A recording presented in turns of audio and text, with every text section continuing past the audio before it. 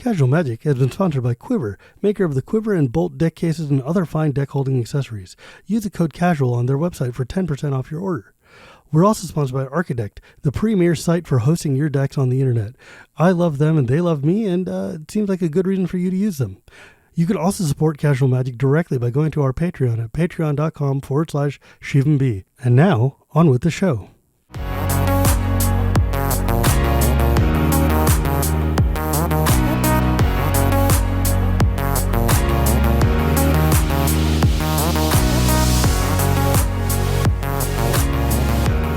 Hello and welcome to Casual Magic, the show where we talk about the fun side of Magic the Gathering. My name is Shivam, Bhatt, and Casual Magic is brought to you by Architect and Quiver, and also by my patrons at patreon.com/ShivamB. Today, I have a very interesting and special guest who I've actually been a big fan of for the decade or something that he was at WotC. And those of you watching at home on the video might notice that there's no camera on the other side of me, and that is to protect our guest's privacy a bit. And that's totally fine. I'm down with it. Y'all will deal with it too. Most of you guys listen to this thing behind your Excel spreadsheets anyways. Nobody's going to notice. My poor editor, Dan, you will find some work to do this time around. But today, I'm very, very excited to have Tom LaPille as my guest. Tom LaPille was one of the senior game designers over at Wizards of the Coast. You worked on Duel Masters and Kaijudo and Magic for a long time. I've worked on so many things. Yeah, I was at Wizards for 6.5 years. That's a long time. Yeah, I mostly worked on Magic. I had brief stints working on Dungeons and Dragons, Duel Masters, and Kaijudo for a while. Yeah. So literally everything they do there. I didn't work on any of their digital games at the time, but I think everything else. Yeah. At that time, that would have been Duels of the Planeswalkers or something, right? Actually, I lied. The last 6 months of my time at Wizards, I was specifically on Magic Online. Oh, so, okay. Well, then there's that. I concede the point. However, Tom is really, really cool and did a lot of incredibly innovative and neat things that I've really enjoyed at Wizards. And so I was really stoked to be able to talk to him because I didn't think I'd get a chance to talk to you, honestly, because you're a very private person. You kind of, once you left the company, you faded out and didn't really make a face for yourself, which is fine. Your personal choice. Did kind of a number on me. I'd say that wouldn't know anything about that. Yeah, no. I wrote the latest developments column for a while, and there were those. Maybe 5 to 10 things I said across my entire stint writing that maybe I shouldn't have said, but I did. And so there were some people who decided I was the worst human on earth. I would like to think that the times when I come out of the woodwork to say something that later I think I've hopefully fixed some of my reputation. There was a podcast I did where I was maybe we shouldn't have modern Pro Tours if you don't want all of your decks to get banned. And that's a hot take. that was a hot take, but then some people's decks got banned and people pointed at that podcast and I was like, hey, that was the thing I said. Wow. I'm just saying, if 30% of the audience is playing Splinter Twins not surviving that weekend. Yeah. Well, their new idea was 80%. Right. Now what you do is you just print new cards into the format and then it's all fine. So anyway, it works. We don't have to ban your old stuff that's anymore. True. You're not hard banning things when you're soft banning them. Yeah, that's a WotC trade secret right there. God damn it. I think that one's out of the box. Yeah, as an Elves player, it just makes me sad and salty all the time that my deck is continuously soft banned out of the format all the time. Really, did we need Fury? No, we didn't. But one of the things that I get you for is Cube. You're one of the few, you're widely acknowledged as one of the people who really innovated the idea of Cube in the first place, right? I feel innovated is brought it to the people. Very strong term. I'd say that I made my name early on in Magic by noticing that Cube was pretty cool and actually evangelizing it. So it's like Sheldon. He didn't create Commander, but he definitely brought it to the people. That's kind of a weird comparison to think about that. The origin story for that was the first time I ever saw a Cube was at Grand Prix Salt Lake City in 2005. Damn. So Gabe Walls, who I believe is no longer with us, but he was a former Magic Pro who was quite a wild character. He made a big cash in a World Series of Poker event, I believe, and he had played one of the cubes that was kept by some of the Canadian folks, like way back in the day. And they're the ones who named it Cube. I have no idea why they named it Cube. Nobody knows. That wasn't me. Or somebody maybe knows, but I don't. But yeah, so Gabe had spent a bunch of his poker winnings just literally on buying a cube and being like, I am going to travel with this thing. That's awesome. I saw him playing with like a bunch of, his higher level friends at that Grand Prix. And like, I remember Kenji Tsumura was also in the first draft I saw, like during the 3-buy period at Grand Prix Salt Lake City. Gabe was a personally very imposing person to me. So like, I didn't feel like I was able to approach him about it, but I noted how much fun everybody was having. And, he was putting on a show for a lot of people. And that seemed like a thing that was really fun to do. And to some degree, I think he had just jammed together a bunch of cards he liked, but a couple of times I heard people starting to talk about like what should be in the cube or not. And I was like, oh, that's like a decision that a human gets to make. And I could do that. So at that moment I was like, okay, I'm doing this. This seems awesome. I don't know why more people, it seems transparently amazing to me. And so the idea of being able to make your own Magic set. Yeah. So over the next year, I'd say I like traded my butt off to like try to acquire all the cards, because that was still a time where like you traded. You did. God, I miss that so much. When trading was actually a viable thing you could actually do and get away with. A real thing humans did. Like nowadays, everybody's like got their stupid TCG player open or whatever, and it's just like, well, this card's worth $38 here. I'm like, no, dude, the card is worth whatever you value it for. Like, I still trade with my friends who are like, look, I don't care that this card's worth money. I just know that you're going to like it more than I do, and you have a thing that I'm going to like more than you do. And we don't want these cards, and we don't want to deal with selling them. So here, let's just solve that problem. But nobody does that anymore. Nobody does that. But yeah, I traded to put together all the cards, and by Gen Con of 2006, which happens in like August-ish, I think. Yep. Like last weekend of August thereabouts. Yeah. I had a cube, and I finished putting it together with the dealers who were there.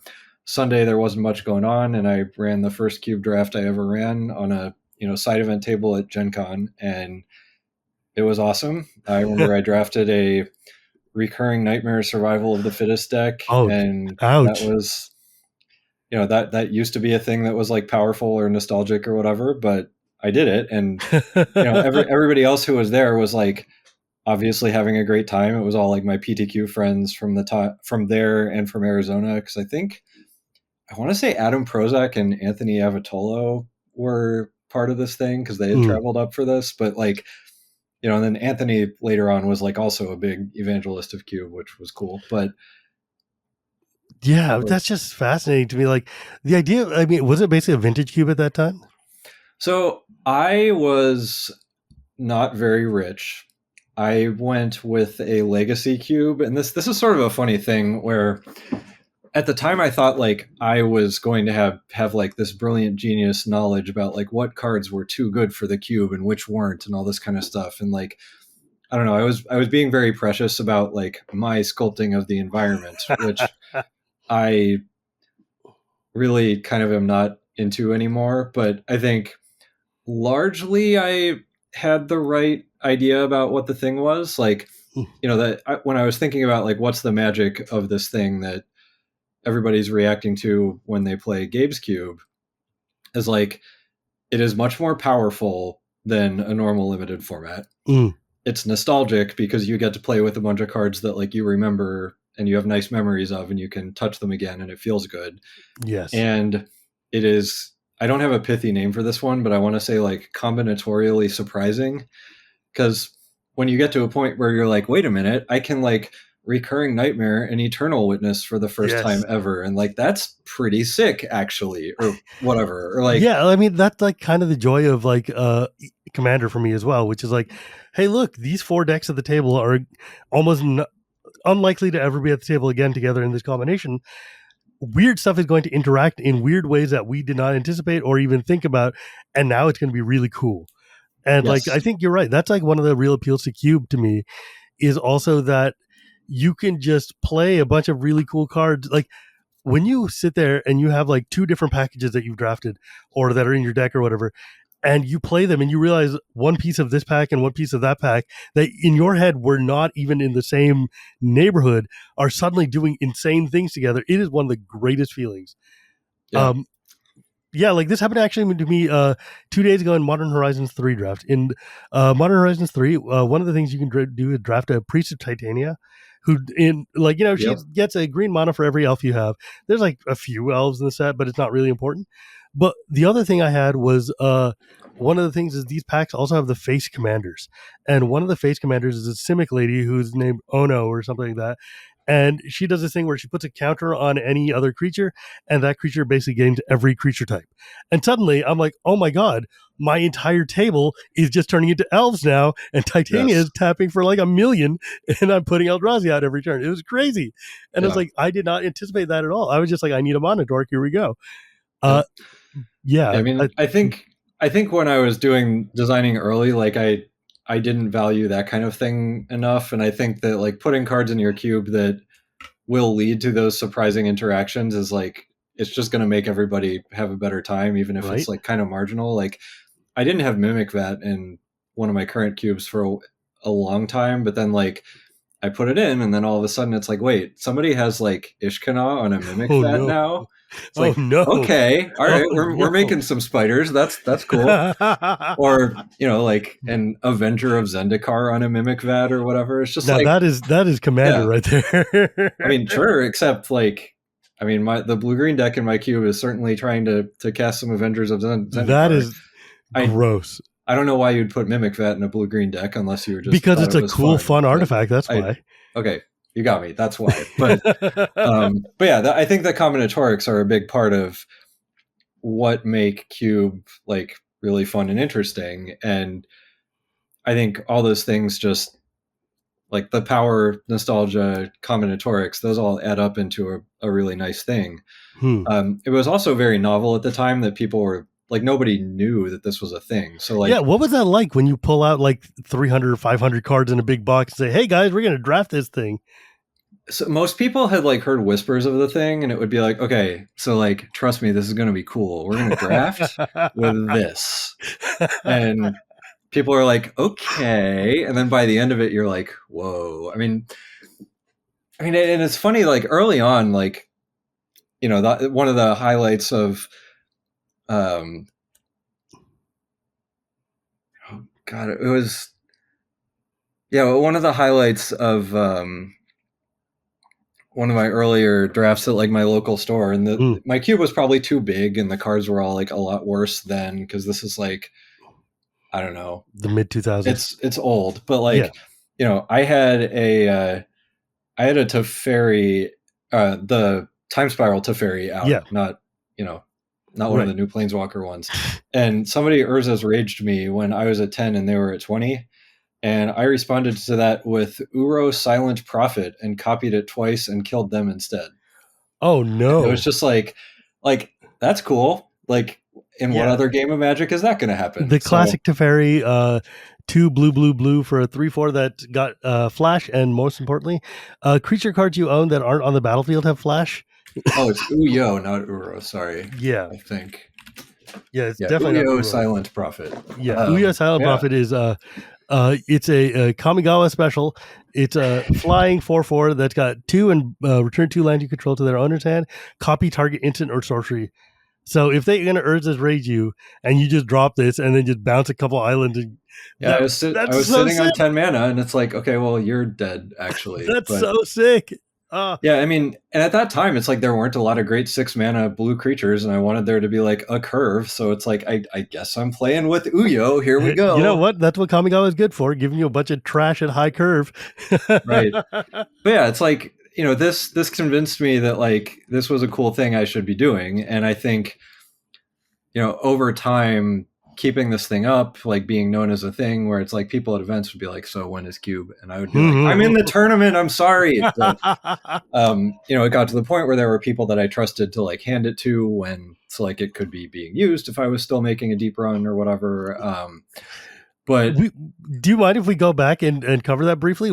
You were a pro player? I was trying to be a pro player, but I would say that really what was happening was, this was while I was in college from 2004 to 2008. And I was getting a math and economics degree and I didn't really know what I wanted to do with my life.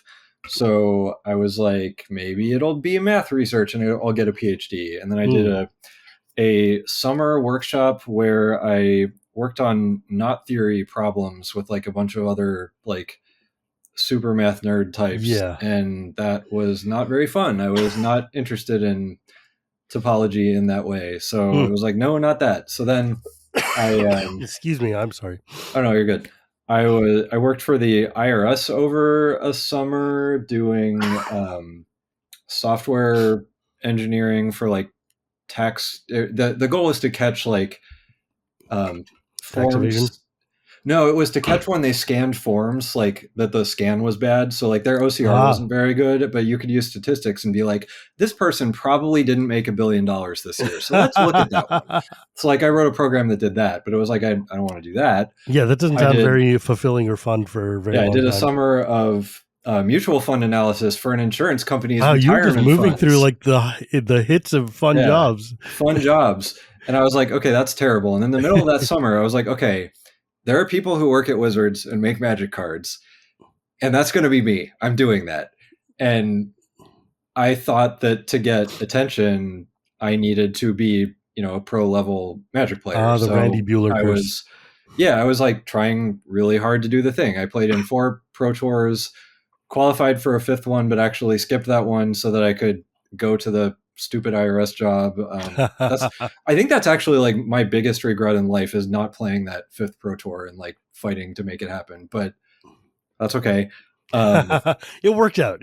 Everything did work out eventually, but yeah, I mean, my Pro Tour career is like terrible. I have like 2 05s, a 3.5 and an 8-8. So yeah, but you still made it to 4 Pro Tours. That is more than a lot of people have. It is more than a lot of people. I think my estimation of my skill, like at a random game company Magic event, is like wildly lower than accurate usually, and people are like, "Who are you?" So yeah, you're one of those like, "Oh yeah, it's a 7." I'm like, "Bro, that is not a 7." Like you just dropped a Black Lotus. That's not a 7. I have like 2 Grand Prix top 16s and a top 8. So I don't know. I've noticed this among pros is that there's this tendency of like, oh yeah, I'm not that good. I'm only like, I keep losing all these matches. I'm like, bro, there's like 300 people tops who play in a pro tour, and a lot of people don't repeat unless they're in like that very top echelon of pro tours. Yeah. And you have to do a lot of grinding to get to that damn pro tour in the first place, of which 90% of Magic players are never going to even see the, like, I've been playing Magic for almost 30 years. There's no world where I'm at the pro tour, you know, except as like the roving reporter. I can't imagine trying to do it now, but I mean, I also do wonder, like, if I hadn't taken the job when I got the offer, like maybe I would have a career that people would respect more. Because like I was rated in the top 100 constructed players on Earth when I disappeared into the Ivory Tower. So like that's pretty sick, though. I don't know. Like maybe I was better than I thought I was at the time. So you definitely were. If you were rated at all, you were pretty good. There's a tier of modesty. You're like, okay, look, I'm not LSV, I'm not John Finkel. Okay, yeah, but you know what? Any like 0-5 person at the Pro Tour can still kick the crap out of like 90% of Magic. Yeah, the other funny thing just about that is that I played Goblins at both of the 05s in Extended, and at some point Tim Ayton started associating me with oh my god, I can't come up with the card. Goblin Machinist is the only 0-5 goblin in the history of Magic that I'm aware of. But Tim tried to make that a thing because I 0-5'd twice with goblins. But I mean, that's a thing to be known for, I guess. It's a thing. But yeah, so as this is all happening, there was a point where I was like, I need to get someone's attention at Wizards. They are doing Cube at the Magic Invitational. I am the Cube guy. Yeah, you were writing articles and stuff for Cube at like places too, weren't you? Yeah. So what happened was I ended up getting an interview with Richard Hagon at the Pro Tour in Valencia, where I was like, please, like, give me a platform about Cube. Here's this thing that I am. And he was like, okay, this is sure a thing. And I, this whole time I'm just like desperately like, please look at That's me so so I can cool. get a job. I And love Hagon. yeah, no, he's great. And then at the World Championship in New York in 2007, which I literally only went to so I could meet Aaron Forsyth and talk to him about, the cube that he had made for the Magic Invitational. And, I did an interview with him. That was the time when I met Aaron. I turned that into an article on Star City. When it went up, I emailed Aaron and I said, hey, thanks for the talk. Here's the article. I think it turned out pretty cool. And by the way, any jobs coming up? Because I think that would be really cool. And like, look at me doing this thing that looks a lot like making a Magic set. And he was like, you should apply for this thing to Devin Lowe, who at the time was the manager. And that turned into a job right out of college. This works for everybody but me, man. I swear to God, I've been bugging Forsyth for a job for like 2 decades now. And you just my guess is Forsyth isn't he's not directly hiring nothing anymore. I know that, but yeah, it's more the principle of the thing. Like, come on, man. I'm doing Wizards. Wizards is a very strange place to try to sneak into these days. I would also say that like Hasbro is in kind of a funny spot. So like anybody who's trying to sneak their way in there right now is like operating at a large deficit, disadvantage. But like that's how I did it. I mean, Aaron was kind of like, okay, this is interesting. And then right before I was going to do the interview with Devin Lowe, I went off to Philadelphia in top 16 in extended Grand Prix. So like he had a fresh new thing to think I was cool because of, which was lucky. And I did. That's like a lot like what happened to me with the Commander Advisory Group. Like Sheldon emails me and says like, hey, we're doing this thing. Why shouldn't you be on it? And I'm like, well, I'll get back to you, but you can look at me on the PPR right now because I'm going to be playing on stream in front of thousands of people with a brand new set. And they came back and they're like, you look like the type of guy we would want to play games with. We would love to have you on this. I'm like, let's go. Yeah. Sometimes it all works out. Yeah, I was very lucky.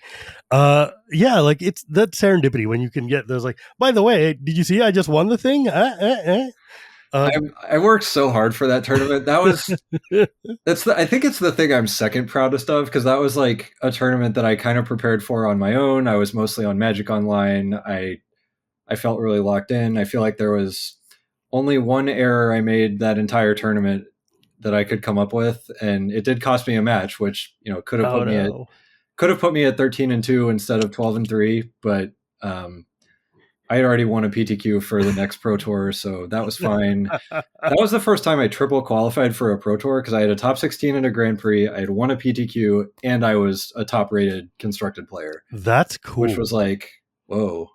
What's happening to me? That's really cool. And of course, you get hired, so you can't use any of that. Well, I got to play that Pro Tour, and then I disappeared. And that was What Pro Tour was that? That was Pro Tour Hollywood, where this is the one where like I questioned my acumen at the time, where like I registered a mono red deck with Tattermunge Maniac in it when you could play fairies at that tournament. So that was not very good. I actually had access to the deck that Owen Turtenwald and Adam Yurchik both top 16 with, and I chose not to play it, and that was wrong. So. But I also think like I knew that I was getting a job, so like I didn't care as much at the time. So like I don't know. You play the deck you're having fun with at least then. But you're still like at Fairies Pro Tour, I would have been playing some flavor of blue and black at that Pro Tour. I think even if I didn't want to, just because that's clearly the best deck in that era. Red was pretty good against Fairies, which I think is how I leveled myself into being there. But like the black green Chameleon Colossus deck was also good against fairies, so whatever. Shrugs. It's fine. This is a very small part of the story because you still got your job. It's fine. Because I get the job, I go and start working on sets. I work on Magic 2010. I end up leading Magic 2012, Dark Ascension, Born of the Gods, and most of Dragons of Tarkir. I love Dragons of Tarkir. Those are my sets. Born of the Gods was maybe less of a favorite of set of mine, but it's got some of my favorite cards in it, so I accept it. It's got Brimaz, my boy. Yep. He Absolutely was love Blue Mouse. definitely, he didn't land as hard in standard as like I was He sort didn't of land as hoping he hard would, anywhere, but but I don't care. That's like one of my pet cards now that I'm just always like happy to play in my soldier deck. yep. I love that card, goddamn. And like Courser of Krufix, one of my favorite cards of all time. Yeah, but like man, starting with M10 was that's like when Forsyth upended all core sets and like changed the direction of Magic. It was a wild time to be there because I think like I feel like Magic. There's like four eras of Magic that I feel like I could identify at this point. Where if you go from like beta to Mercadian Masks, I think they mostly had no idea what they were doing. They were just making cards and trying to make the cards be fun, and that's it. When Randy Bueller shows up in Invasion and starts to like trying to be responsible with power levels more, and at the same time Mark Rosewater is thinking much more carefully about like blocks and sets and how they all fit together, you get everything from Invasion to Time Spiral, where it's like the power levels are kind of wacky sometimes. Like you still occasionally get like an upheaval or a a skull clamp or something, but like they're clearly like trying to make standard be good. But also at that time, that was like the spikiest era of Magic. Like it was clearly spiky. It's like very spell heavy, very much on like mind games and on like making players do things that they may not necessarily want to do for the optimal. Like that was like the era that I disengaged with Magic pretty much very firmly because it was just so weird. I mean, not weird, but it was just so like fiddly. It was so I think fiddly. that's the thing that when Matt Place and Mark Rosewater were poking at this New World Order thing, it was like, we don't want to deal with like Thornscape Battle Mage and like Coalition Honor Guard and Silvergill Dowser anymore. Reconnaissance. Yeah, it's like that kind of onboardiness was like something that they just wanted to obliterate. And I think, you know, it's kind of funny that at the same time in Shards of Alara that gets put into place, those mythic rares happen at the same time. So like that's a pretty clean cutoff, I think. And I would say that like Shards of Alara to Ravnica Allegiance. Before, I think I would have said that like War of the Spark and M20 still felt like New World Order sets as opposed to Fire sets, but I stopped by the Wizards office on a trip to Seattle recently and I cube drafted in the new social space with like Forsyth and a bunch of old coworkers. And Forsyth was just like, honey, War of the Spark was the first Fire set. And I'm like, okay, all right, fine. I mean, so from the words of God right there, right? Like, yeah. So I immediately took War of the Spark and M20 out of the cube that I used to play with actual coworkers because it's like I wanted to be using the New World Order cards because I think they're simpler, they're more accessible. I think that was a much better era of Magic. I like when I think of my dream era of Commander or of like Magic play, I think of basically from Alara through like Ravnica is just a good solid chunk of really fun replayable cards. Better like, is a complicated thing to say though, because like we weren't making $1 billion during that time. No, I'm like, I am an old man who is sad that time has happened, right? Like, I understand. Like, time marches on. People want, like, somebody in Twitter today posted that they were like, Commander hasn't been the goofy place to play your oddball cards in like 5 years, bro. And I'm like, shut up, first. Right. And secondly, damn. Like, and they're right. Like, right. Commander these days is where you go to play high power, hard, fast, powerful Magic. And I'm like, that sucks and I hate it. But it's also like, that's where the world is and it's popular and it's bigger than it's ever been. And Wizards are making money hand over fist and people are playing in every corner of the world. Okay, so fine, it's working, except for me. So maybe I'm the problem here, right? Like, I don't know. I mean, I just feel like I'm under. I feel like I've learned some interesting things about game design more broadly from what they've done, and that I feel like they are much more conscientious now that every card has a dream. Where like, I feel like if we made Inti while I was there, it would only trigger on the discard from itself. But in like, 20 in Fire Magic, like every card needs to have like loud unlimited dreams. So instead, they split the paragraph, and it's like anytime you discard a card, this thing is going to go off. Inti Seneschal of the Sun from if you haven't played any Magic in the online in a minute, you may not know it, but if you have, you've run into this idiot a lot. It's a 2/2 for 1 in red human knight that says whenever you attack, you may discard a card. When you do, put a 1/1 counter on target attacking creature. It gains trample to the end of turn, and then whenever you discard 1 or more cards, you exile the top card of your library, and you can play that card until the next end step. This card is busted. It's very powerful. It's so strong. It's so strong. Like I think the attitude right now is that like if there's not a dream you can build around on every card, it's not like inviting enough. So it makes everything more complicated. But every I don't know. card has like an essay or a thesis on it to get through.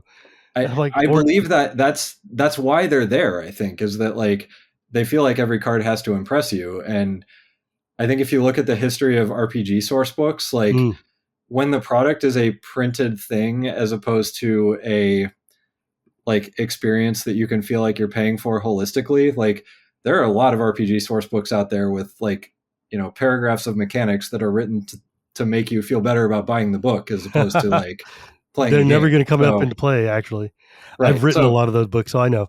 Sure, but I mean, this is part of the story is like way after, you know, I left, and it's not my story to tell. Like I can observe it. But the thing is, you have a lot of insights in terms of both how they design cards and how game design broadly works, because you're a game designer. Yeah. So I trust the weight of what you're saying. Also, I've been in the games industry for like 15 years too, so I get it. Sure, but I do want to get back to the cube I want to hear about story here. Yeah, keep going. Because while I was making all these sets, like I remember when I got there, the thing where you slipped in cards for your own cubes. No, that felt irresponsible to me, so I didn't really do that. I mean, occasionally it would be like, wait, like, is there really not like a cool 4-drop in red that does this? And it's like, okay, maybe at some point we should make that because like probably humans other than me want that thing, but it wasn't like, you know, for my cube. But so while I'm making sets, like Magic Online exists. Yeah. Between sets, there are, you know, troughs where people don't play as much because it's not as exciting. And Eric Lauer, who is, you know, one of the elder statespeople of Magic in many ways, was like, well, obviously it should be cube. Building cube on Magic Online is a thing that like he wanted to do for a long time. Some people on Magic Online also wanted to do it, and it just was a long time before it ever, like, the budget was found for it.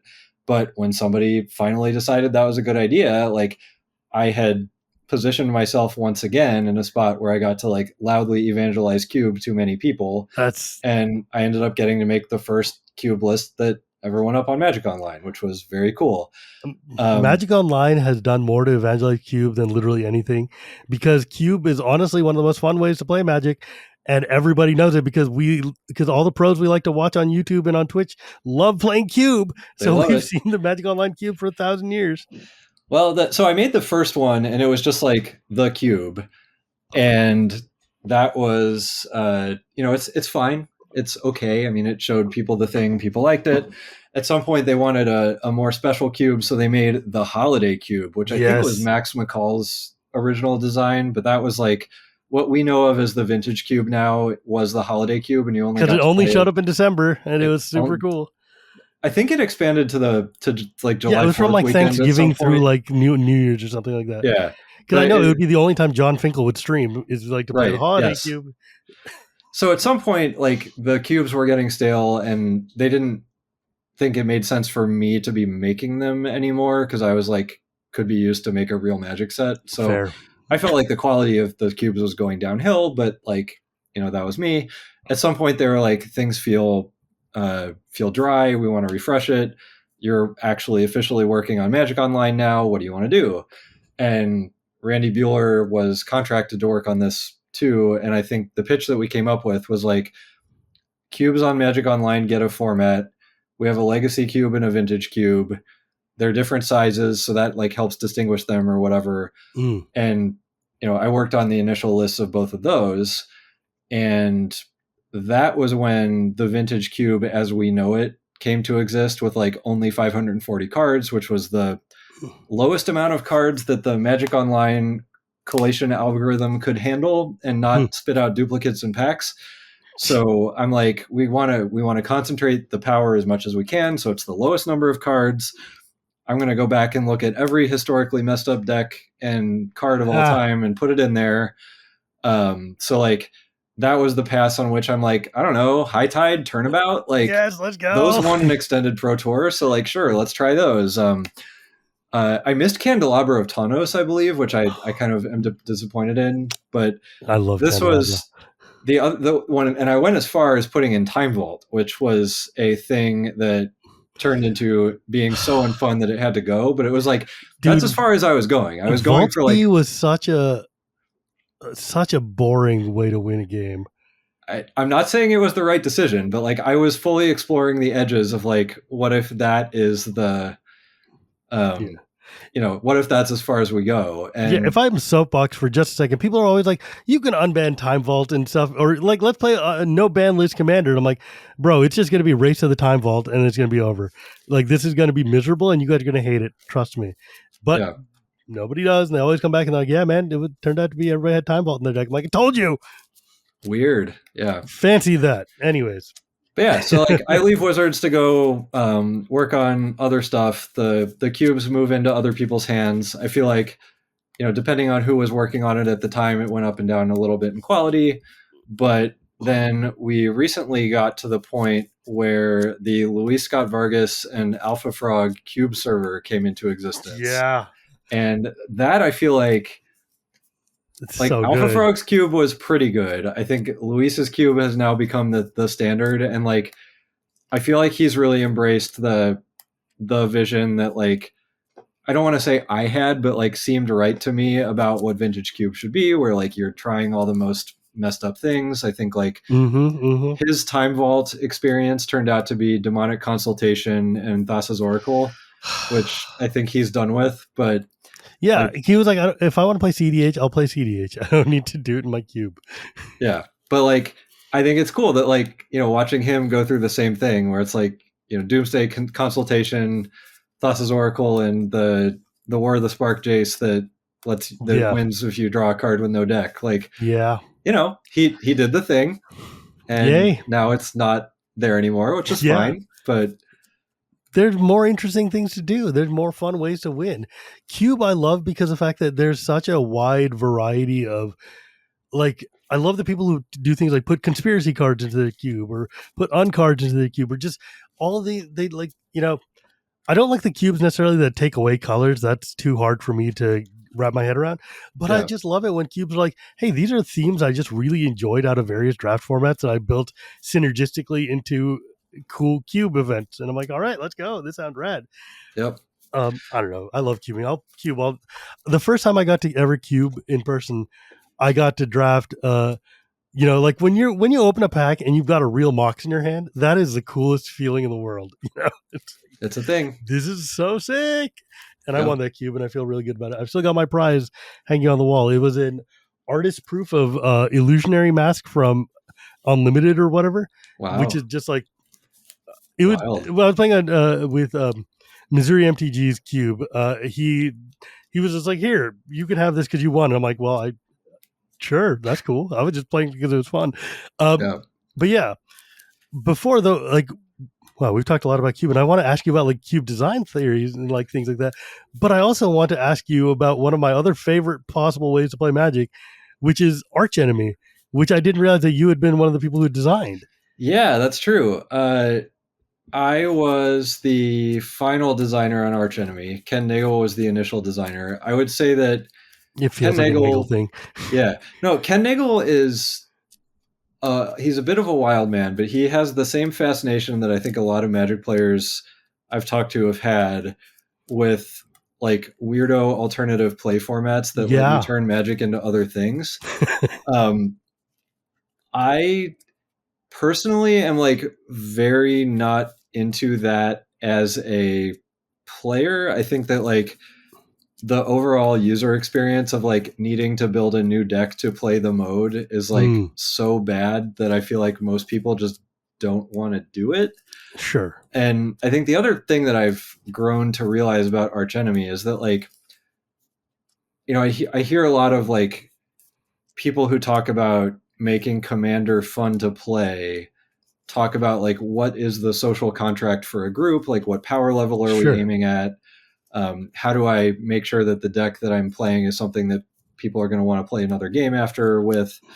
And I feel like Archenemy is just very cursed because when you are doing one against many games, like I feel like the only way that has worked is something like tabletop role-playing games, where like the responsibility of the archenemy in like a tabletop role-playing game is to create like an opportunity for the players to you want to make a challenge that is fun to overcome, but like it is your job to lose entertainingly. Right. That's what the DMs there. That is part of what really appealed to me about Archenemy in the first place, was that it really felt like turning Magic into D&D in the sense of like, I am the DM, I am the big boss, you guys are trying to attack me. I know that for this to work, I have to lose, but I also need to make it hard and like super messy for you. And as a person who's been a long time DM for like, I don't know, 30 whatever years, that's a role that I relish, right? Like I really, really enjoy, and I've played a lot of actually variants of Archenemy where it's like, maybe they call it Horde Magic or something, where the boss is actually just an auto playing deck that flips over cards and does the thing. And it's like, as long as you embrace that idea of like, I'm the DM and also my job is to make these other three players have a great time, then you can be really lean into it and be evil and have a great time. I think that you are uniquely qualified to make being the archenemy with you a fun experience. I felt like a lot of people are just like, I'm especially at the time, like you were talking about like the spikiest era of Magic. It's like there were a lot of spiky people who like did not figure out how to have a good time with Archenemy. God, that makes me, this is one of the things that just frustrates me so much about things like Archenemy and Plane Chase and Commander and all these other alternate formats is people who are like come from this era of, I am a 60 card player, my goal is to win the most efficient way possible. And you go to this format, which is obviously built to do something entirely different. And then they're like, well, what if I optimize the hell out of this and try to just play it and win? That wasn't very fun. Well, yeah, no kidding, buddy. It's like you went to a candy store and lit it on fire, and now you're sad that you have no candy. Like, what do you want? Yeah, I mean, I wasn't, I think, experienced enough at tabletop role-playing games at the time to really get it either. Like, that might have given me a shot to figure out some way to like convey the thing. But I think the combination of like most people don't know how to have fun while losing and make like putting on a show, and you really have to build a brand new deck for the thing to work. I think that was lethal for it. Yeah, but like honestly, the best iteration of Archenemy that ever existed was literally on Duels of the Planeswalkers, where the AI was running as the, like, you know, the AI is a bad guy and you can play couch co-op. Like me and my wife used to play so much couch co-op Archenemy because we could just get together and beat up on the computer. And then they gave you the DLC mode where you could play as the big bad and fight against 3 computer enemies and you wouldn't feel bad either. Yep. And I think exactly that leads me to like one of my other things is like, I really wish current Magic had a better PvE mode. Like, just let me fight against an AI and do degenerate things to them so that I don't feel bad about doing this to humans. Sure. But yeah, I mean, I feel like in some ways that like Archenemy was a cursed product that I don't think I was in a good position to rescue. That's fair. But there is one piece of it that I am extremely proud of. And I think this is like the best piece of game design work that I did on the entire thing, which is one of the things that came up midway through design is that we were going to have to name these things that the archenemy did. And so I was like, well, I mean, one of the problems with Magic is that like there's only so many card names and we're going to have to make a lot of Magic cards. So whatever the card names for these things were going to be, it couldn't be something that could believably be a real Magic card. So I'm like, oh my God, like what are these things going to be called? And it was my original idea to have it be like, wait, these should all sound like things you would say while doing a villain monologue. Yes. And so I put in like 20 of these, and I'm like, all right, folks, like, can this be what our card names are? And everybody just immediately was like, oh, that's well, I mean, the fact that they're called schemes to begin with is so genius. Well, so they weren't called schemes until this happened. Because then what happened after that is that Matt Tabak, who was the editor on that set, who was wonderful. That's definitely a Tabak thing right there. Yeah. Well, no. So he's like, okay. One of the things he really cared about, which I appreciated a lot from like a tabletop game design discipline point of view, is that he really cared that the technical language of Magic worked as natural English. So he was like, okay, we're going to need like a set of verbs for like do the scheme. We need like the scheme ends. We need a name for like a scheme that acts like an enchantment or whatever. And so he was the one who ended up coming up with like, they are schemes. Within the comprehensive rules, you set a scheme into motion. The schemes that are like enchantments are ongoing schemes because, you know, they're literally ongoing. And when you are done with one, it is a scheme that you have abandoned. I love it so much. And like it's so the flavorful. language is, it works perfectly as like parsable, you know, game code, but it has all the right, you know, English connotations and everything. So I don't know if we would have gotten to all of that without Matt. Like, I do take credit for like being the first person to put a bunch of villain monologue playtest names in the file. I delight in your convulsions. Yeah, I mean, and a couple of them, I don't remember which, but I remember a couple of them made it all the way through, and I was very happy with myself about that. Most of them were changed a little bit, and then some of them were like, you know, wholesale changed out, and somebody did it way better than I did, because that's what happens in games. But yeah, but I mean, the thing is, they were set in such a way that when you were playing as the Archenemy, you definitely wanted to tent your fingers and do the whole curly mustache thing, and it felt like inhabiting a character, and that's what I really enjoyed. Because again, like I said, I come from tabletop, so like for me, this is just like what a novel way to play Magic. And that's why when they came out with the Amonkhet version way later, and they gave like, here's a bunch of precons, and it's a self-contained board game, and I'm like, this is what it should have been from the beginning. Just don't make me mess around with having to make an individual deck. Here is just pre-play, have an Archenemy night, and then put it away. You know, it's like it's that is the way. I realize I'm like a very narrow audience for people who actually really enjoyed it, but I was definitely in that target audience. Yeah. I'd be shocked if that ever came up again. I think I don't think it did very well. I think Plane Chase feels like much more successful just because you can drop it on like literally any game of Magic. Like, yes, I've had tons and tons of fun adding a pack of planes to a normal cube draft, and it's like probably not a lot of people have done that, but it's also very possible to just drop your Plane Chase stack in the middle of any Commander game. And Plane Chase Commander is literally my favorite way to play. It is. Because they're so stupid and they're so fun. And Gavin Dugan, who's on the rules committee, created this thing called a plane chase map, where you basically are building this map out and you're spreading the planes and going forward. And it ends up being this really, really cool, like almost like a Civilization type game where you're uncovering new planes and going back. Plane chase is the apotheosis of add-ons for Magic for me. It's like, this is the best bolt-on project you've ever made. It's really, really good. Yeah.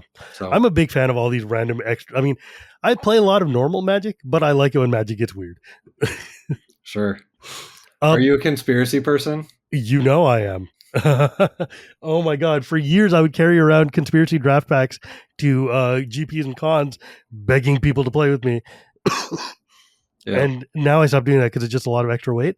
But I definitely have a full set of conspiracy waiting for people to come to my house and jam games with me, because I freaking love conspiracy. I love Battle Bond. I loved all of that stuff. Sean Main, man, is one of my favorite designers of all time.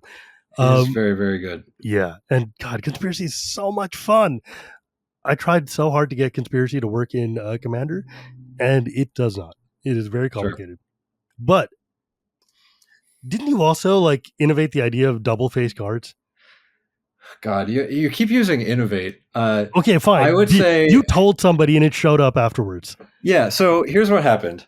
I was working on a Duel Master set at one point where Duel Masters was a very strange card game. It is made for Japanese kids, basically. And the game design of it is extremely driven by the marketing. So the marketing team in Japan will like, go on a retreat and like do a bunch of shrooms or something, and then like come up with just like what the wild idea for like this gimmick for this year is going to be. So at some like I knew they had double faced cards, but I got to work on a Duel Master set where like what they had come back with was we're going to do triple faced cards. What the hell does that even mean? So they're like 3 fold out things where like there's a face on one side. Your deck? You don't. It lives in the hyperdimensional zone. That literally not a joke. So it was like a folded thing where it's like this is one, this is the second side, and then you unfold it, and like this is the that's not going to work, dude. We don't have video for you. He's holding his hands and he's holding it like a book and opening it up and like a greeting card almost. Yeah, it's like a greeting card. The front is one side, the back is one side, and then you open it up and you get the bigger double size card, and that's your third side. So like that's so weird. They had expanded my mind to like possibilities that I did not know were a thing. But I'm sitting there in the Innistrad very initial design meetings, and transformation, that was very, very much, we wanted to be disciplined about it. Was a gothic horror set. It was not like a slasher horror set or whatever. There's modern horror. This is gothic vampires, creepy as opposed to like jump scare. Yes. And if you look at a lot of the source material, it's just obsessed with transformation. Like, vampires turn from one thing to another. Werewolves turn from one thing to another and back. And Rosewater is like, how are we going to do this? This is going to be really hard. And I was like, well, I know a game that has an idea for you. And I think I became associated with it because I believed it was possible more than most people, but I also was not like super attached to it. So what ended up happening was that I would run around the building with like concepts about how it would work. And I would be like, okay, like, let me pitch you on this. I would find like people who are Magic players, but who had never heard it before and were not like in game design. I'm like, okay, so double face cards. And they're like, what? And I would be like, okay, they work like this. And they would be like, okay. And like, the better we got the implementation, the more people would be like, yeah, okay. I guess I'm kind of sold. I can do this.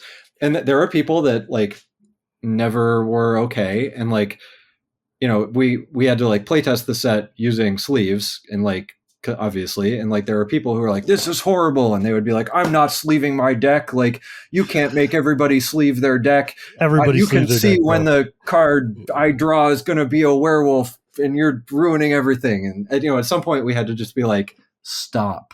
But yeah, like we ended up making them. And I mean, it's another one of the things where at Wizards, I think like I became known for like doing or making things more than maybe was fair. I feel like my special ability was more like seeing what needed to happen and then figuring out what it needed to look like so that everybody would be okay with that. And that's more of a puzzle solving thing than like being a genius. Yeah, but that's also a core component of game design though. Is like somebody needs to sit there and be like, hey, we haven't thought about these things, but we've got these two ideas floating in the ether.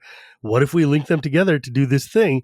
And everybody else is like, that is the most like obvious thing we could have possibly done. Yeah. And yet nobody came up with it. Like there's value in that. Yeah, like Modern was a fairly similar situation where like Aaron was kicking around things for a while. And at some point he's just like, all right, Tom, I need a non-rotating format to be made. And I need someone to jam it through the company. And can it be you? And I'm kind of like, all right. So like, I mean, it wasn't my idea. It was like a mission. And at some point, like, I had to decide like, what's the cutoff and why is that believable? And I'm like, the card frame. And everybody is like, and, it's a clean and clear. And then you have the thing where people are like, well, I'm going to put my Garrick versus Liliana Wild Mongrel in my Modern deck and you can't stop me. And I'm like, I don't care. Okay. Good luck. Like, Go ahead. Looked at the Pro Tour, I guess. But yeah, that was the kind of the thing that I did. And I think I still kind of do that. But I think that's a really important talent to have, honestly. because like I think there's arguments to be made that maybe Modern would be better if it was 9th edition and not 8th edition. Just because oh my God, that's what I would do in hindsight, but I can't sell. I probably can't sell no, that. you probably couldn't sell that though. But like if you're coming up with a format from scratch, having that utterly clean, these are old Magic cards, these are new Magic cards, is so blatantly obvious. Not obvious, but just like intuitive. It is so intuitive that there's no good reason.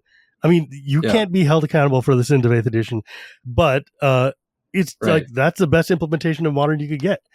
Turn extended into just here's a cutoff. Boom.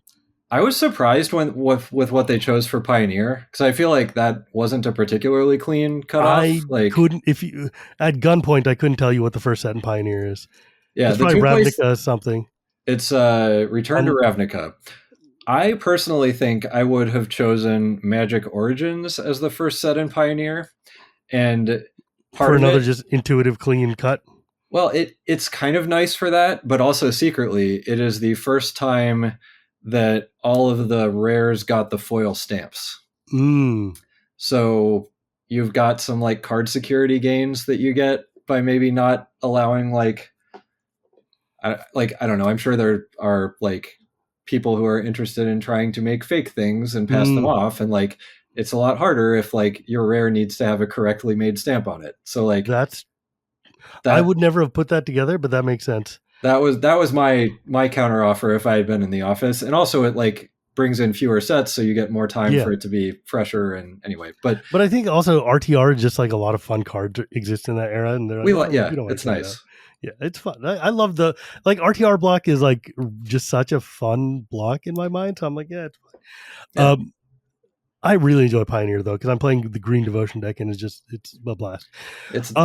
But another thing that you did, though, well, actually, what are you about to say? Oh, nothing important. We can move on.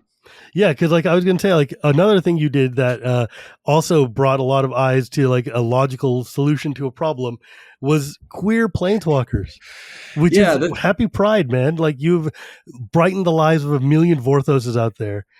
And this is another one where it wasn't me. I was given a mission, and I think I executed well, but somebody's got to be the flag bearer. Sure. I mean, and on all of these, I want to be clear. It's like, it wasn't just me who made Modern, right? It's like, that's me saying that, not you. Yeah. Lots of people helped make the thing happen. And, same with the double face cards, like the people in who work on Collation, like had heroic work to do there. Oh God, I can't imagine that nightmare. Yeah, not just me.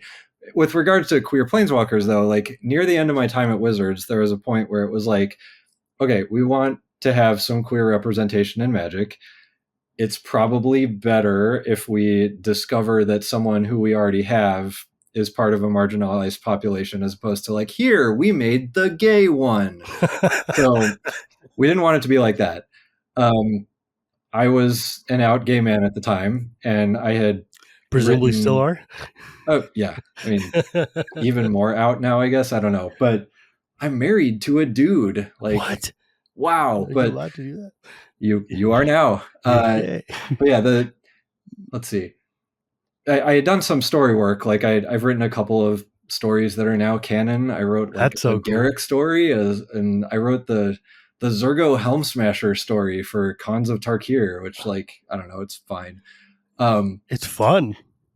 It was fun. It was fun to work on. That story isn't like my better work, I think. Sure, but it's cool. I mean, it's cool. I got to do it, but that gave me a foothold when they were like, okay, we want to figure out like who in the current cast of male planeswalkers could potentially be the first one who comes out.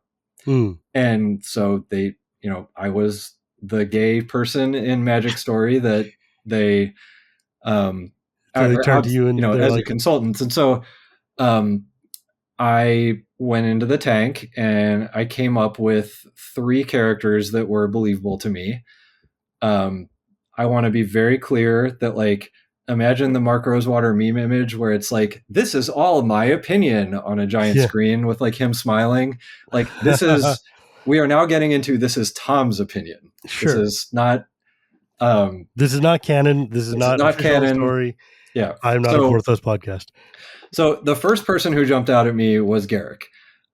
Garrick's whole deal is like, I reject society. I live in my own world. I am very strong to like overcompensate for everything. Like, he ran away from home when he was a kid because like whatever that, was the story there. He kind of read to me at the time as being like sort of a like Capitol Hill, Seattle, angry black leather gay type of dude. Yeah, I could see where, that. He's big and strong and he'll mess you up. And like, he got that way because he needed had to to be survive. intimidating. And so the problem with that is that very recently we had a series of events where Garrick Wildspeaker like literally turned evil after a bad encounter with a woman. Yeah. So that was out. That was not. Mind you, it was beautifully illustrated in M15 with the striking black and white artwork. But oh no, yeah, but like that would have been. And there was also like that one card that he's like choking the hell out of Liliana, and I'm like, that seems like not a. Maybe that's not going to. That was incorrect to make. Yeah. I do think that.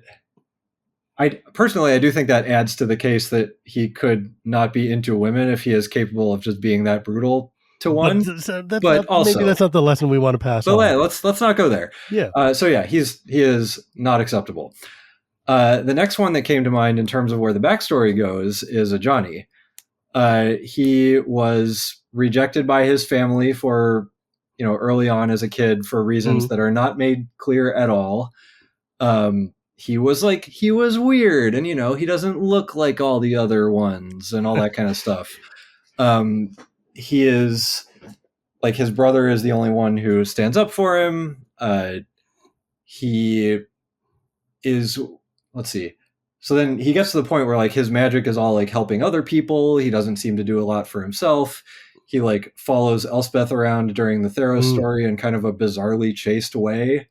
But he's like, not, he's not thinking about himself like ever. And the archetype that screamed to me was like Southern, still ashamed, self-hating kind of like ex-Christian gay.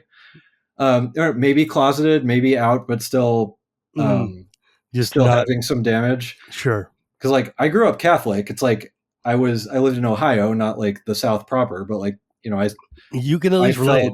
I felt aspects of that. And, he tries to be super useful to everyone around him, but maybe because he's compensating for something. I find that story still very compelling, but it was also very obvious that he could not be the first gay planeswalker out, because then you are implying that gay people are literally animals. Yeah. So you can't do that. Yeah. Even if the story is a pretty good fit. So the pitch that I made was Ral Zarek. He was from Ravnica. He sparked. He traveled around a little bit, but then he decided to stay on Ravnica. And then he gets weirdly protective of it and does some like borderline villain stuff in the Return to Ravnica novels because he would like Ravnica to not be messed with.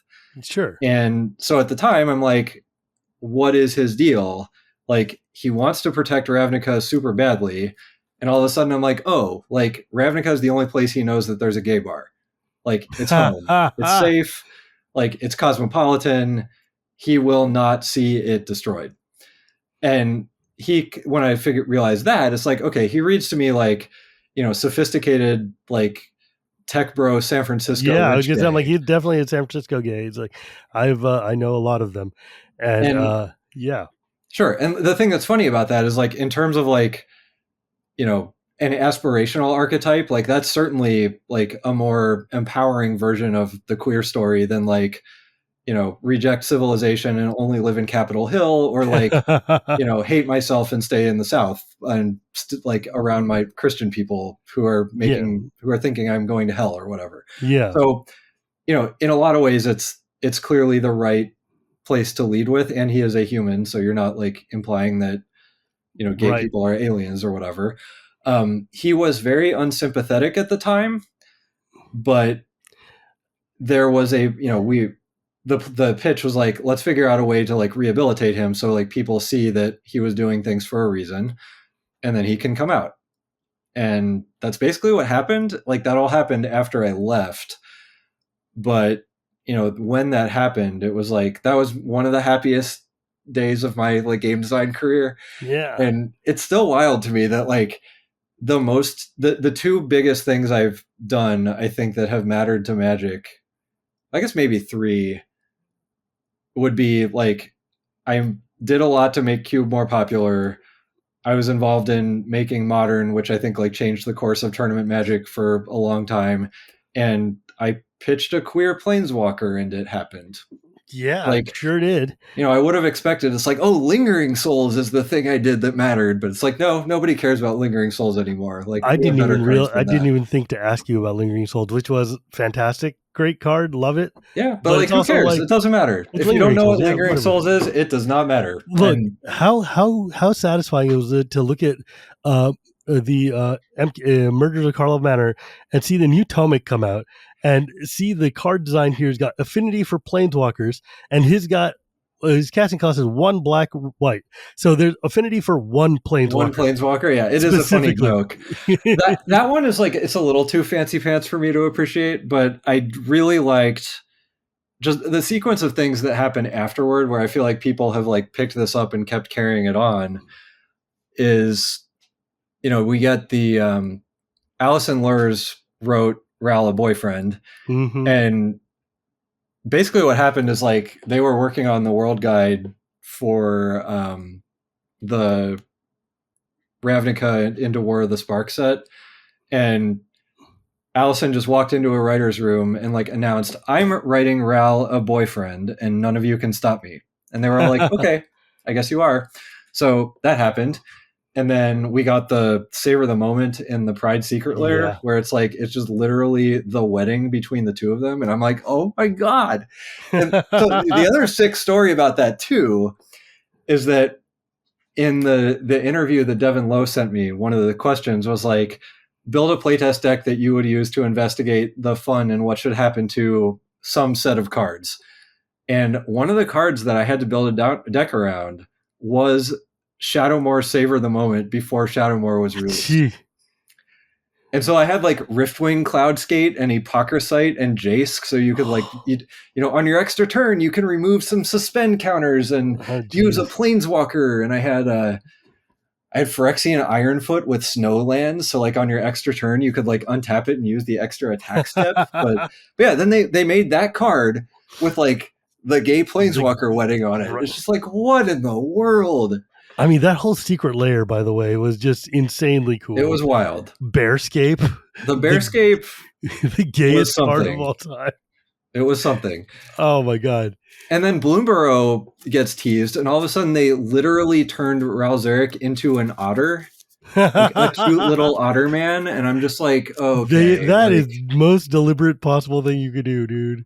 Yeah, I mean, for those of you who may not be aware, otter is a gay slang for a particular body type that is very Ral Zarek. It's believable that Ral Zarek could be that. I mean, we haven't like literally seen how much chest hair he has or something, but I don't know. You know, I'm willing to just take it on good faith that they're in the right ballpark. It's wild to me. And like, you know, none of that was actually me. All I did was like, I wrote the pitch where I'm like, these are the three. And I think Ral is the best one. And here's what I think we have to do. And it must be really gratifying to see how the community has embraced Ral and Tomic and just that whole arc of their career and character. And like getting Alesha to be like, you know, the first canonically trans character. And like, it's funny. I talk to a lot of Commander players, and every time I talk to them, I'm like, oh, so what's your deck? And they're like, Alesha. And I'm like, oh, okay, I know something about you now. Sure. And it's not like, that's not a stereotype or anything. That's just like, you guys have found something that connects to you and it means something to you. And like, I talked to James Wyatt a lot, and like, he's like, look, man, the fact that I've been able to create an emblem that this entire community can embrace and celebrate and play is super important. And I think Magic in the past, let's say 15 years, has done a really good job of starting to open itself to allowing other people to see themselves in the game. Yeah. And when we were going through that, though, it was like, you know, they talked to people of different, other queer groups than me. And because like, you know, they only asked me about the dudes. Sure. They talked to Allison Steele, who was working on Magic Online with me at the time. And She works on World of Warcraft now. Yeah, she's amazing. And she had an interesting point in that conversation, which was like, you cannot make a trans planeswalker that like looks trans, because if you're a planeswalker, the spark, like there's transformation magic out there. Like if you don't have the body that you want, like they have fixed it. Yeah. Like, so like, I don't know what your plan is here, but like, that but like, please do not explore body dysmorphia on a planeswalker. That's stupid. Oh my God.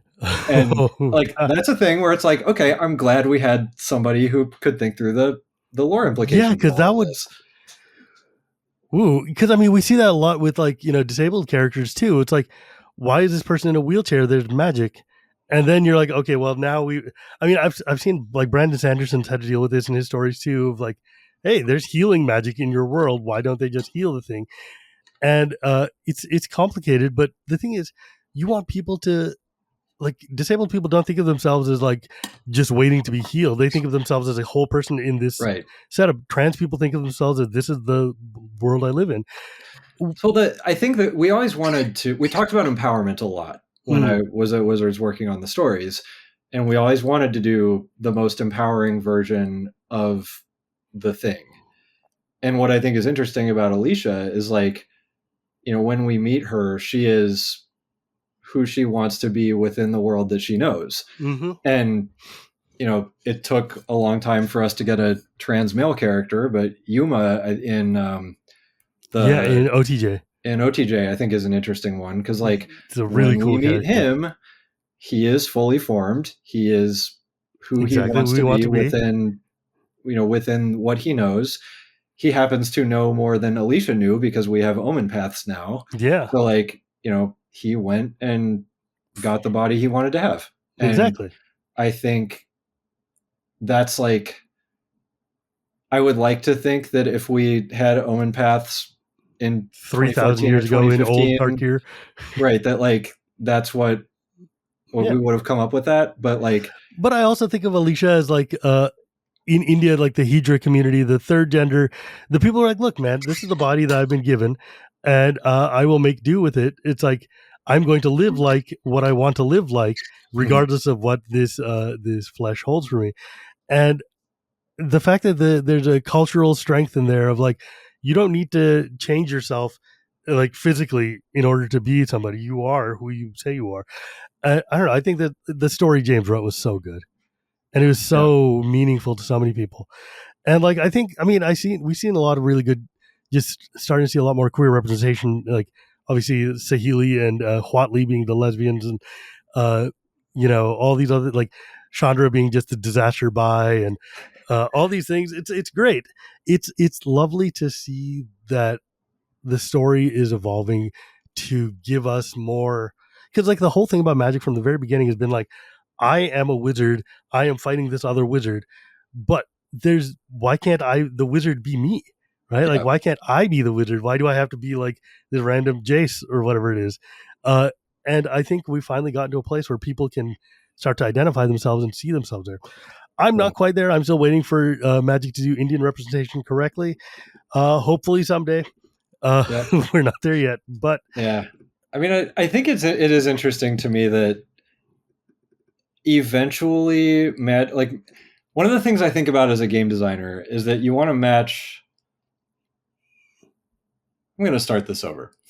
One of the things that I am happy about with regard to the whole queer planeswalker thing is, I think at that time we were interested in making a world, the Magic IP as a place that like represented possibility for everyone.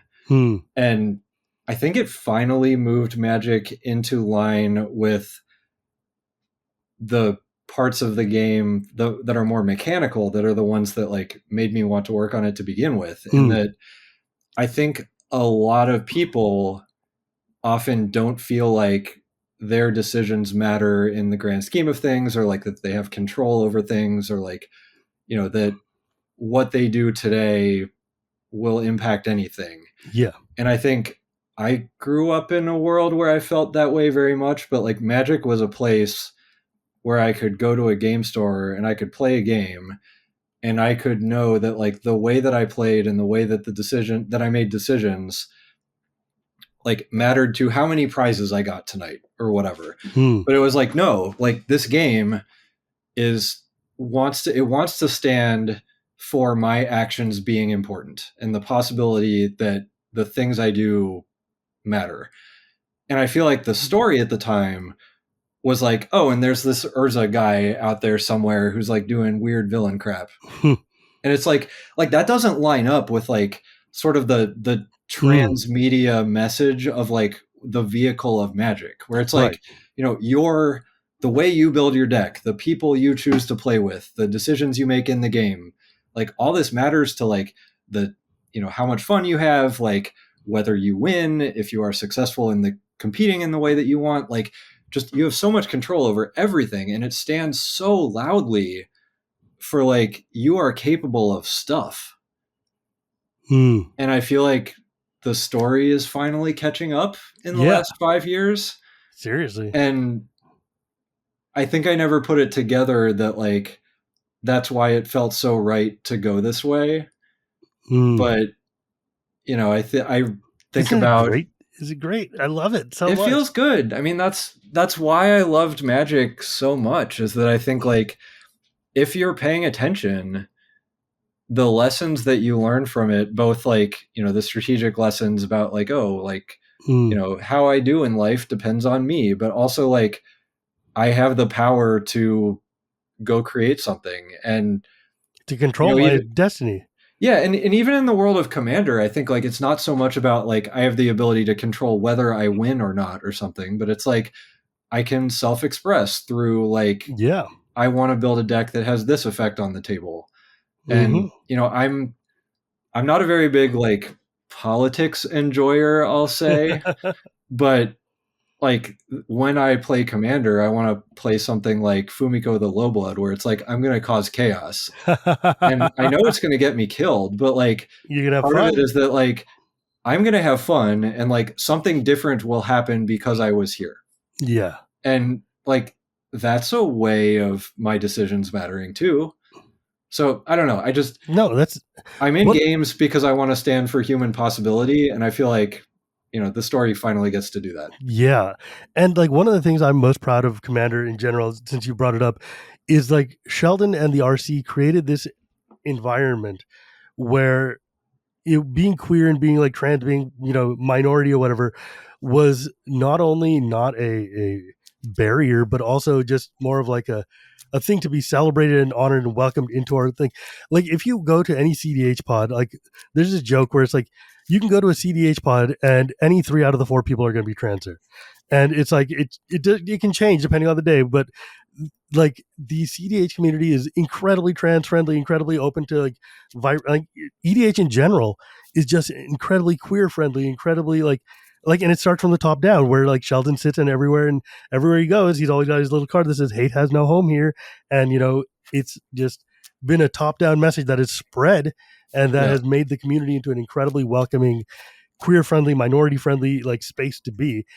And I think that's part of why it's the most popular way to play it, because we've helped give, at least taken that barrier away of like, it is such a challenge to go into a game store, to sit down, to play one-on-one against people.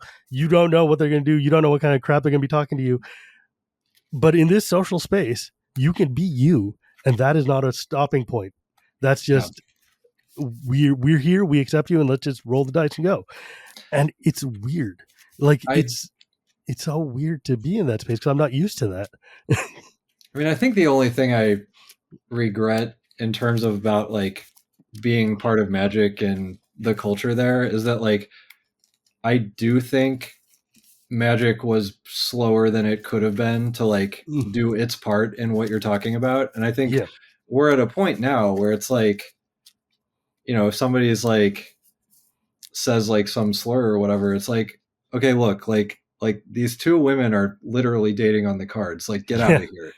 And Like, it's so much easier to now to just literally point at the media and be like, what are you doing here? Because the institution is like, you know, sending the right signals. Secret rendezvous is right there, buddy. It's like, yeah.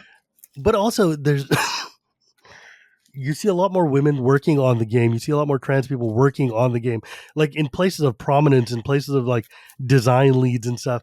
And I'm not saying like being your like your gender necessarily changes the way you make Magic cards, but having somebody there says to me like I can look now and say like, look, there's somebody I can relate to, and that gives me more feeling of being welcomed into the game in the first place.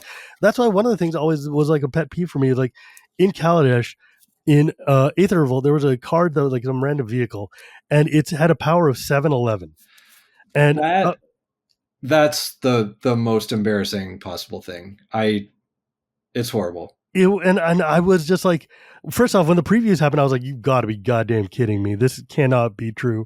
And then I went to the pre-release, and literally the dude next to me, you know, like one dude plays it, the other guy bounces it, and he goes, "Thank you, come again." And I'm like, "Oh no, I'm literally in hell. I am literally in hell. This is my worst nightmare has come to pass."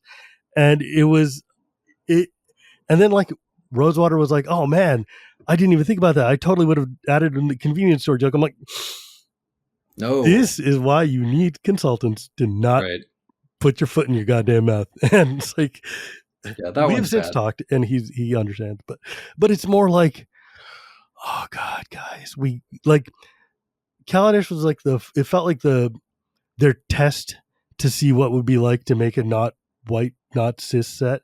And they were so terrified of making any mistakes that they went all the way into like hyper messed up, you know, and it's like,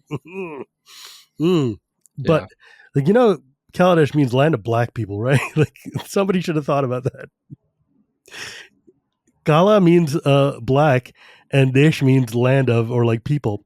And like the fourth definition of Kala is like engineering or innovation or like something like that.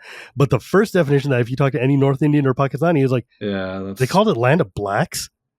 And it was like, and I remember when I told Forsyth and Rosewater, and their faces just plummeted.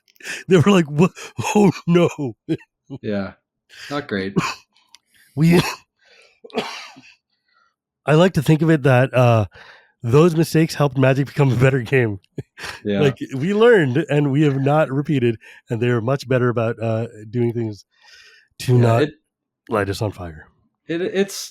It's a hard thing to do, to like make a whole world every 3 months and have it be whatever. I mean, I think this year has been extra funny where it's like, like Lost Caverns of Ixalan, from what I can tell, is everybody who seems to me like they would know something about has seemed delighted by it.